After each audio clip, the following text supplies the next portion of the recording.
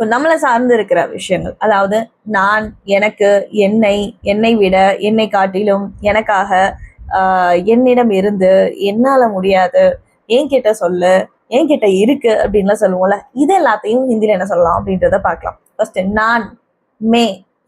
எனக்கு இல்லை என்னை அப்படின்னு சொல்லணும்னா முஜே அப்படின்றத யூஸ் பண்ணணும். எனக்காக மேரேலியே, மேரேலியே அப்படின்றத யூஸ் பண்ணணும். என்னுடையது மேரா, மேரி, மேரே, இது மூணுமே யூஸ் பண்ணலாம். நீங்க ஒருத்தவங்களை சொல்லுவீங்களே, இப்ப என்னுடைய பையன், என்னுடைய பொண்ணு, இல்லை என்னோட வீடு, என்னோட ஆஃபீஸ் அப்படின்னு எதுனாலும் நீங்க அதை சொல்ற நவுன் இருக்குல்ல, அந்த நவுனோட ஜெண்டரை பொறுத்து இது மேராவா, மேரியா, மேரேவா அப்படின்றத நீங்க கிளாரிஃபை பண்ணிக்கணும்.